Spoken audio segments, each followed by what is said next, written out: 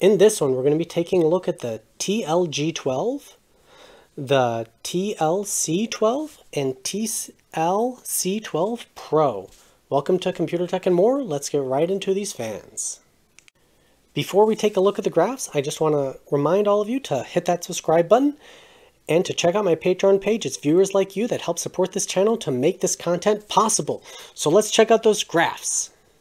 Here is the raw data for the TL-G12, C12, and C12 Pro. If you would like to use this data for your own analyses, you may go ahead and do that. If you want to use it in a video you are making, I just ask that you give me credit because I'm the one who generated this data, spending my time to generate it. All right, leave it up for a couple more seconds. All right, let's jump to the graphs. The first graph here is for the TL-G12, and it's vertical for airspeed, horizontal for distance from the fan for the anemometer airspeed reading. So a perfect fan in a perfect environment would be perfectly horizontal, as in there would be no drop in airspeed as you got further away from the fan. But we don't live in a perfect ideal world, so what we're looking for is as linear a drop as possible. And we can see a relatively linear drop for this fan, so it looks overall pretty good from that standpoint. Let's jump to the next fan. The next fan here is the TL-C12, and again the same sort of graphs, particularly at its maximum RPM of 1500. It is a fairly linear drop, unlike the TL-G12, which we were just looking at, and we can see that it only starts to get more of a curve where it slows down more dramatically as you get to lower RPMs, but then it still isn't that dramatic. Let's jump to the last fan. And this is for the TL-C12 Pro. And we can see more or less the same trend. Now you may be wondering why this type of analysis is important, and that is because it determines how effective the fan is at concentrating the airflow. So you really want a fan in your PC case, particularly a fan used for cases and for radiators, that can punch through. In other words, concentrate their airflow as tightly as possible rather than spreading it out everywhere. In a radiator, it doesn't matter as much, but that's why this sort of analysis is important. Let's jump to the next graph. This graph is RPM versus airspeed through my Aircooler. And this is purely a efficiency type graph. In other words, you want more airspeed vertical for a slower blade RPM. Now, naturally, to push through an object for static pressure, you're going to need a higher RPM fan, so we'll look at noise analysis in a little bit. So my control fan is a mix of like the NF-A12X25 and the NF-A14, sort of a partially halfway in between those two ones, noise normalized kind of thing. Looking at the purple, that is the C12 Pro. The red line is the C12, and the blue is the G12. And you can see that they all perform fairly similarly and overall above my control line. So that means these fans are fairly efficient in terms of their blade design for an air cooler in particular. And I guess the notable note would be the C12, but it's within error for its performance difference. And on this note, I want to note my error in these measurements. It's a plus or minus about 0.1 meter per second. And my decibel noise error is about 5 decibels. The next graph here is RPM versus CFM. So again, this is purely a blade efficiency type graph where you want the maximum CFM vertical for the minimum blade speed horizontal. And my blue line here is again the control, and the different colors, you can see how they match up at the bottom, and they're all about the same. And this next graph is noise versus CFM. So this is where I was getting into my error measurement in terms of decibel readings, and that's just because I don't have a truly noiseless environment to test in. So there's a small error in doing my average calculations, but it is clear that there's a very dramatic performance difference in noise between these fans. My control fan is significantly more efficient. So again, CFM is vertical, noise is horizontal. So you want the fans to be basically in this direction over here. So as far in that direction as possible. And the TL-G12, the C12, and the C12 Pro are all fairly similar in terms of their characteristics. As a matter of fact, the regular C12 is hidden behind the Pro. If I delete it. So this next graph is noise versus RPM. So this is a relationship between how fast the blades can spin versus the noise. So RPM is the vertical and noise is the horizontal. And once again, we can see that my control fan is significantly more efficient, with the C12 Pro being the top winner. But I imagine that if I were to get enough 12 Pros and enough 12s, they average out being basically identical. And the G12 being a little bit less efficient in this regard. Next up, we have noise normalized distance from the fan versus the air speed. So this is noise normalized at my readings of 40 decibels. And the horizontal axis is distance, the vertical axis is air speed, and we have my control line in this green color right there. And we have the different fans in the other colors. So we have the 12 Pro in green, the regular 12, C12 in blue, and the TL-G12 in red. Interestingly, the regular C12 starts off a bit under and then lines up pretty well at this midpoint of 11 inches before dropping off at the end. The G12 dropping off more heavily. Overall, I'd call all the fans pretty much identical in terms of their characteristic performance at a noise normalized speed. And the last graph in this simplified section is for 100% PWM distance from the fan versus airspeed. So again, it's the same sort of graph, except this time I'll let all the fans go full tilt, maximum RPMs that they can achieve. With the key over here with the decibel readings at the end. So they're all fairly similar decibels, actually. The C12 Pro and C12 are only different by about 2 decibels. But that is a fairly, well, it's not that significant difference, for about 400 RPM difference. And at this, we can see that the Pro is the top performer, with my control fan kind of in the mix of the other 2 fans. And all right, let's jump to the next graphs.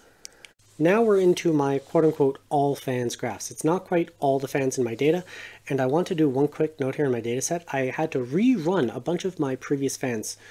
So the first 10, so that would be the Be Quiet Silent Wings 4, both the 120 and 140, the A12X25, the A12X15, the XF120 from Asus ROG, the lian-li Infinity fan, as well as a few other fans, because I found I had replaced my anemometer with one that I could read out off my cell phone, and I found about a 0.15 to 2 meter per second, 0.2 meter per second difference in airspeed between those 2 anemometers.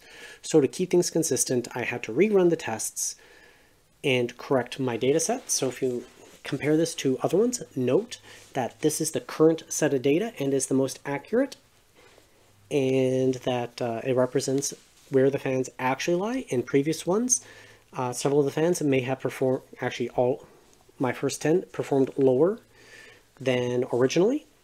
So I've since corrected it, and we'll keep going forward. I have another piece where I talk about this correction in more detail. Anyways, let's get into this. Now, comparing these fans against each other directly, so the ones of interest are right here. The TL-C12 is rated at 0.7 meters per second. That is good for a bit under 145 watts on my particular air cooler. Your air cooler will differ, differentiate from mine in terms of wattage that it's capable of doing at each airflow. But this is after I did a semi piece on airspeed versus CPU wattage that I should have up around either before this or around this time. The C12 Pro is a little bit higher performance at 0.8 meters per second. Again, this is just outside my error range, so in general it should be a little bit higher performing. And that is good for around 50 watts, while the G12 is down here at 0.6, which is good for probably around that 140, 135 mark in terms of wattage. That's what these indicators down at the bottom mean. It's the estimated wattage that I saw from that piece for a given airspeed through the cooler. So it may not be exact, but it's a good estimation value. And compared to other fans, you can see that they are kind of underperforming in this noise normalized test. At 100% PWM, the TL-C12 spins at 1,500 RPM and has a noise level of 56 decibels. And its cooling capability would be around the 210-15 mark. The TL-G12 is now highlighted. It had an RPM rating of 1,490 and a noise level of 57. And last, but certainly not least, is the TL-CL12 highlighted. It achieved a airspeed of 2 meters per second, which is good for about 225 watts of cooling. Again, on my particular air cooler, it was spinning at 1,900 RPM with a noise level of 58. Next, we have what I like to call my kicks and giggles graph. It has a large portion of my fans, and this is a noise normalized for mainly 120 millimeter fans, airspeed versus distance from the fan. So we can see the bottom performers right here, like the NF-P12. It is a great pressure optimized, terrible airflow fan. To the NF-S12B, also not a particularly good performer. The T30 right there. Right here, this blue line is the C12. And let's see, if there's the G12. So they're kind of middle of the pack. They're not great, they're not bad. All right, let's jump on to the next graph. This next one is the same sort of thing, except at 100% PWM. So right here, we have the T30, the Silent Wings 4 Pro 140, and the Silent Wings 4 120 as our top performers. Towards the bottom, we have the NF-S12B and the NF-P12 Redux. The C12 Pro is highlighted, being a particular shifted towards the top in this graph, but not quite number one. And the G12 is highlighted next as basically middle of the road. It's actually shifted towards the bottom in terms of its overall performance. So overall, I'd rate these fans as kind of more or less average. Now we're taking a look at 120 millimeter size fans, noise normalized airspeed at the 9-inch mark, which I figured is a pretty good halfway in between a small form factor case and larger cases.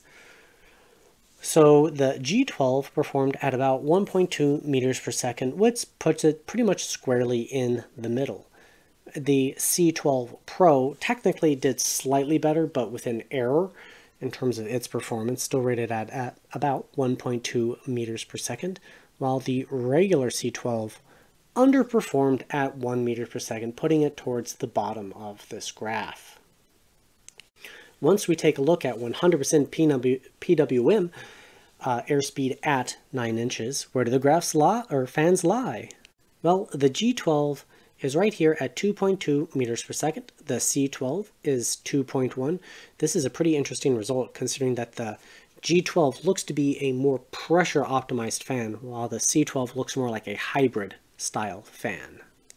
Moving up to take a look at the C12 Pro, it achieved a airspeed of 2.3 meters per second, which puts it what I would call about average, maybe slightly above average. Definitely outperforming the other fans in this grouping, but nowhere near a top performer. But it's also spinning at a little bit slower RPM of 1,900. Its noise profile is significantly noisier than many of the other fans around it, though.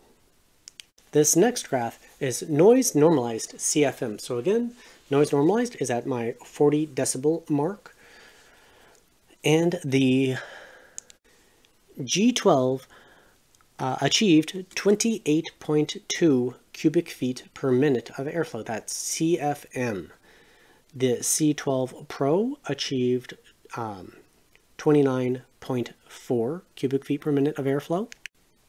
And last, but certainly not least, is the regular C12. It achieved 26.3 cubic feet per minute of airflow. I do apologize for the wonky look of this graph. It's just really hard to get the data on there while having everything displayed. But let's get right into the performance characteristics. So the C12 Pro right here achieved at 100% PWM a CFM of 64 at 58 decibels. The regular C12 at 1,500 RPM and 56 decibels achieved 56 cubic feet per minute of airflow, which turns out to be identical to the G12 at approximately the same RPM, but with 1 decibel more in sound, but more or less with an error. ThermalRight TL-G12, 100% PWM.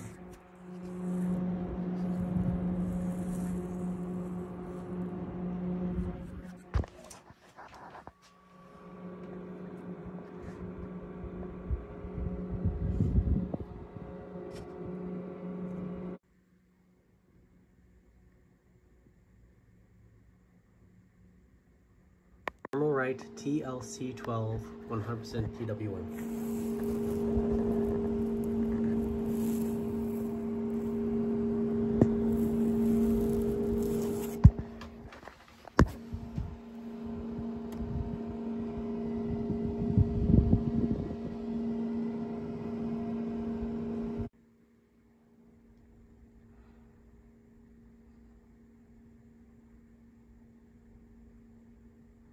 ThermalRight TL-C12 Pro.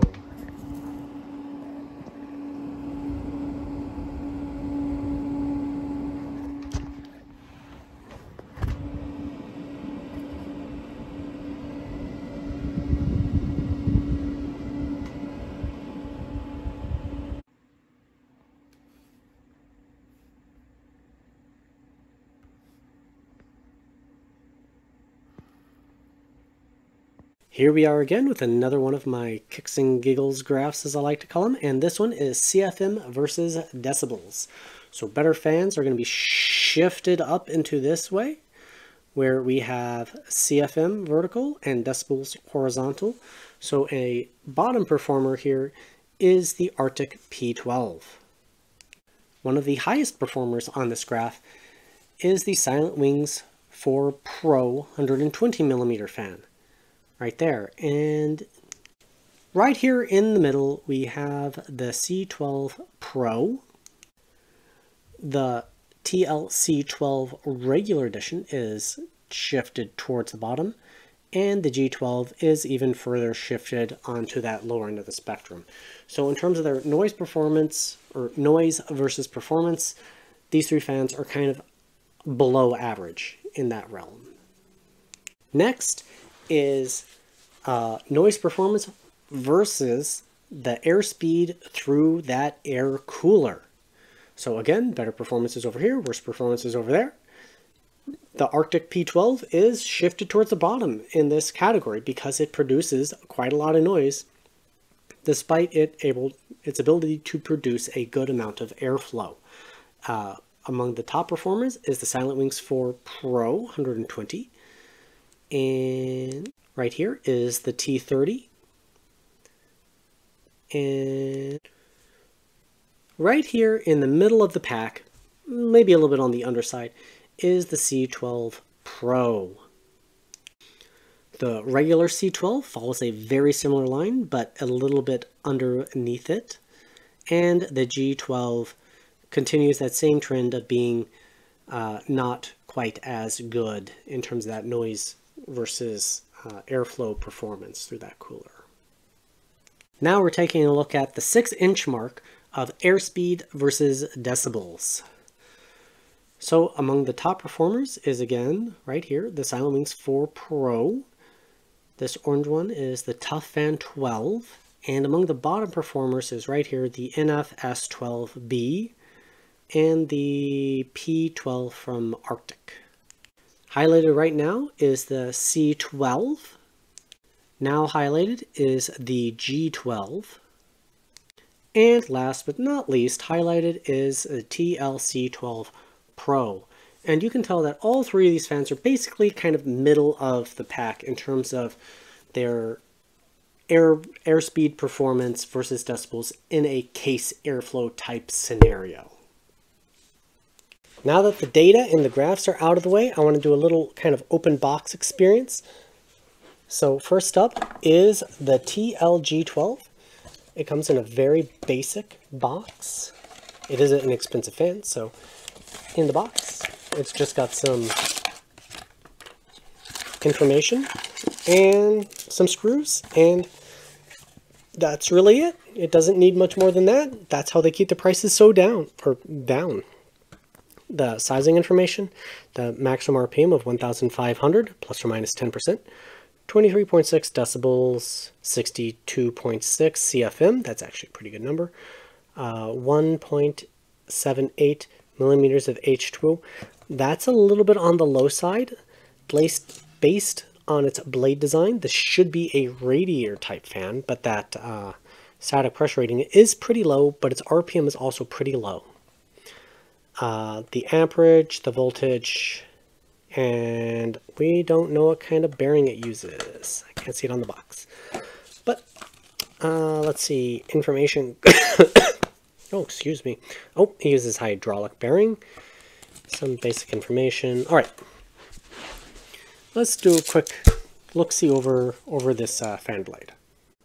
So like I just said a couple seconds ago, the TL-G12, based on these fatter blades, looks more like a pressure optimized fan. And but other than that, they aren't, well, I don't want to be rude, but they're not that remarkable. They are pretty close to the edge.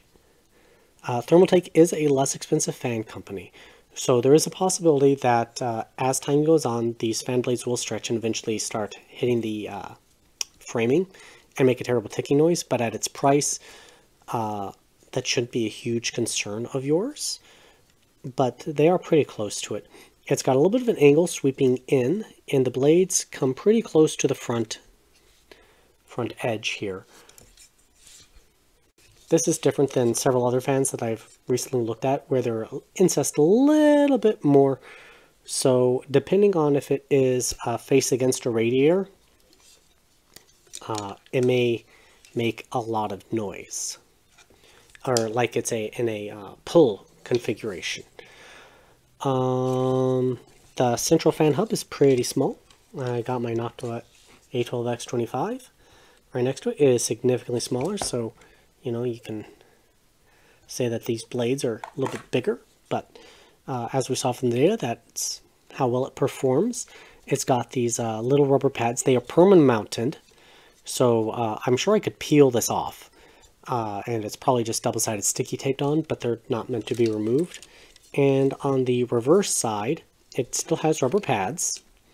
The cable is fine. The support brackets have a little bit of a shape to them. Not really that significant, but it should help direct air around it fairly efficiently. Oh, the blades do have a small feature that you can't see from looking at it from the top. Let's see if I can see. You can see this little discoloration. That's just an angle. So the blades actually end in a sharper tip. So they've got a little bit of a tip point to it. and then at the back they're chamfered again and have a little bit of a sharp edge there too. Don't know how much that improves their performance versus a straight one, because I can't run my CFM analysis, computational fluid dynamic, or CFD, computational fluid dynamic analysis on it. I don't know. It's pretty basic fan overall, and it performed pretty well. Let's take a look at the next one. So these two fans are the C12 and the C12 Turbo. I'm going to do them together because they're the same blade design, just different specifications. In the box of the regular one, you get screws and these silicone rubber like pull mounts that greatly reduce some vibrations. I personally have never used them, so let's take a look at the other one. The Turbo one comes with a little bit more stuff. It comes with a Y splitter, and it's got more hard mountings, looks like specifically for radiators. Oh, there they are, and it has basic screws for mounting to your case. It does not have those rubber mounts. Now, on the back, some basic specifications. Oh, the glare is pretty bad. Okay, so the C12 and the Pro. The regular one weighs more. That's funny. The rated RPM is 1,500 for the regular, 1,850 for the Pro. Decibel rating is 25.6, 29.6. Airflow is 66.7 versus 82. Yes, both those are in CFM. Static pressure is 1.53 versus 2.1. Amperage is 2.5 versus 0.2. I'm sorry, did I say 2.5? 0.25. And they both feature a SFDB bearing. Sorry. So the G12 is a little bit better pressure optimized than the regular C12. The reason I wanted to go back to that real quick is because they had similar RPMs. Okay, let's take a look at the fans themselves. So first off, the major difference is sort of this fan hub. It's got no sticker on it. I'm sure I could peel the sticker off there, but the hub, I need a pair of calipers. Looks to be about the same size. These little slots in it really make it look different, and you could almost claim that these are there for cooling, but I really doubt that. But they do make it look kind of cool. In terms of the blade design, fairly unremarkable. They've got a little bit of a edge to the front, but less than some other fans. They're pretty sharp, actually. If you were to stick your finger in there, you would probably get cut. Sweep, it's got a little bit of sweep in to direct air into the fan blades. They stick out over the top of it pretty significantly. They got, these come off, and I got my knock tool over here. And can I just slot that? What do you know? That fits pretty well. I mean, it's not perfect. It's slightly different in size, patents and stuff. But you could certainly buy the gasket. If the gasket is this piece, and stick it on one of these and get a much better pressure seal, and use that on a radiator, and that would improve its performance.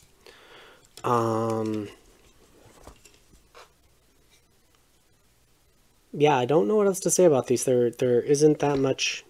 Is that a flaw? That much interesting going on about these fans. That little sharp edge on there. That is interesting.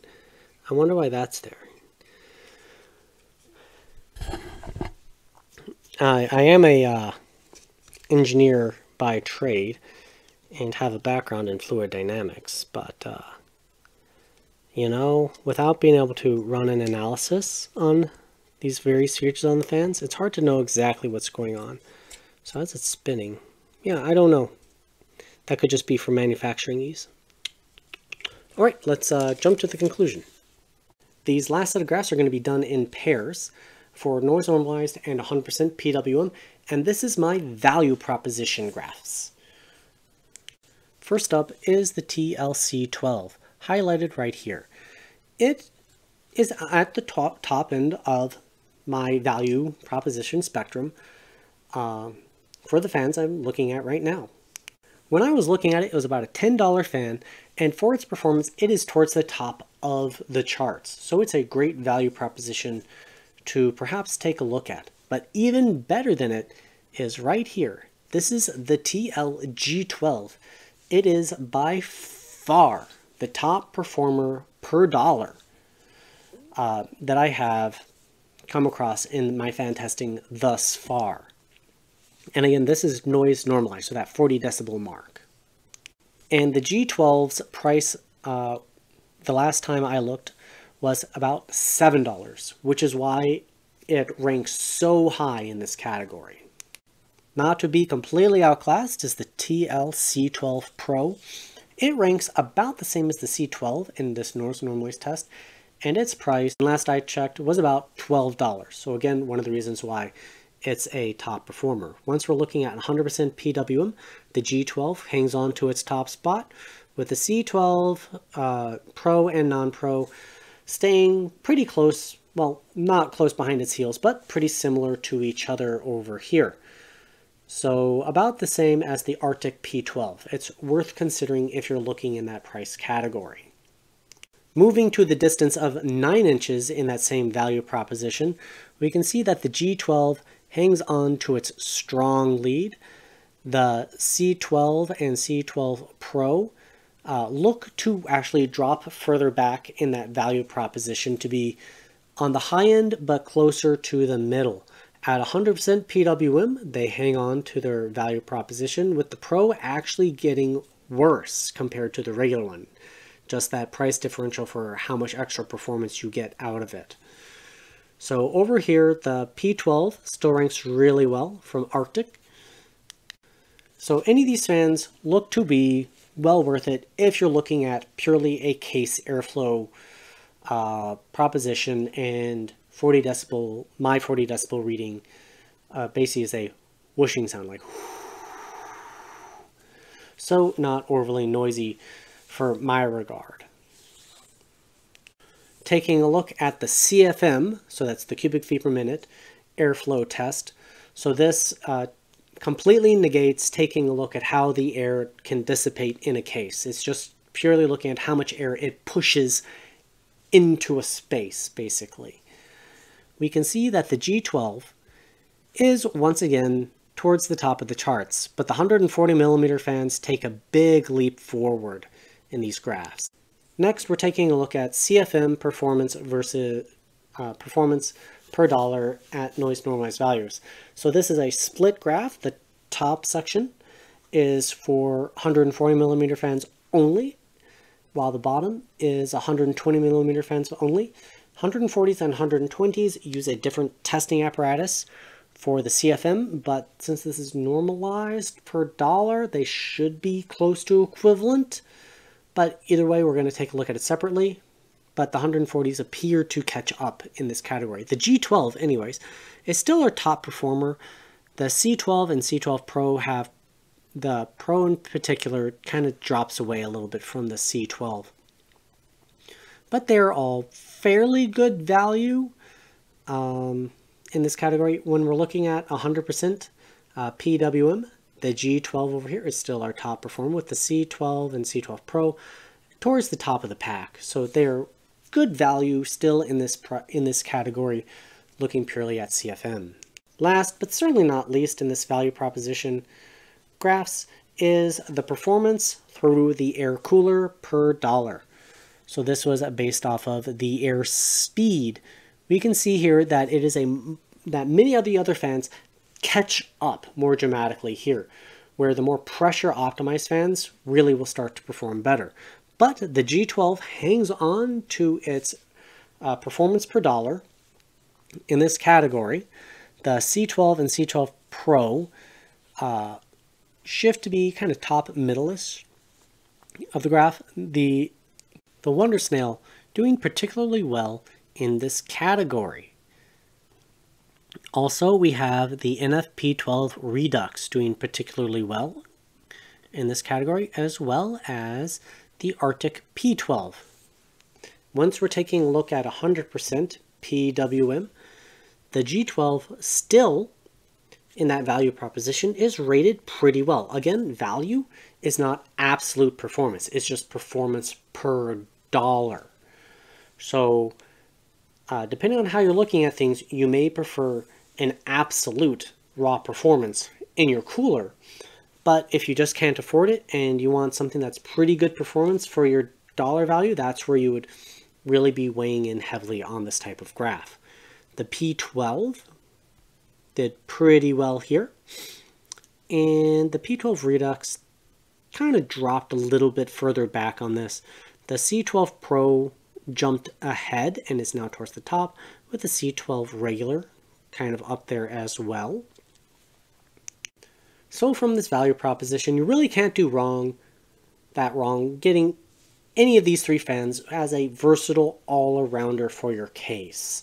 You could put it in your case, you can put it on your cooler, you can just use it anywhere, and it doesn't cost a lot of money. So that's what makes a good all-round fan. So if you're on a tight budget, I might consider these. Let's go ahead and jump into the conclusion section. All right, here we are in the conclusion. In noise normalized testing, the G12 here is good as a case fan and on the cooler, and at 100% PWM, it was above average while being a little below average on the cooler, and it had a lower CFM. So despite its low CFM value, it performed really quite well. And in terms of its value proposition, it is an excellent value, one of the top performers. I was really surprised by how well it performed, actually. It punched way, way above its weight class. The C12, right here, performed very similar to the G12 overall in noise normalized testings at 100% fan RPM. It was a little bit quieter and had slightly better performance, and it was overall a very good value as well. Not quite as good, but still a very good value. And last but not least, the C12 Pro had better noise normalized performance than the regular C12, but that could be run-to-run variance and basically error. At 100%, its overall performance was better than the regular, but that should be expected. It has a faster RPM. When we look at its value proposition, it's not as good as the regular C12 because it is a little bit more expensive, but it's actually still a pretty good value. So any of these three fans, I would highly recommend if you're looking for a new fan to fill out your case where you're on a budget, you want something that's pretty good. I cannot attest for how long these fans will last. Because they do feel significantly cheaper than the likes of a Noctua, but they perform really quite well. And with all that said, I really thank you for checking out my video. Please subscribe for more content. I've got lots more fans coming up, and if you see any fans out there that are weird or strange, then you would like me to test them, go ahead and let me know about them. Otherwise, please check out my Patreon page, and have a great day.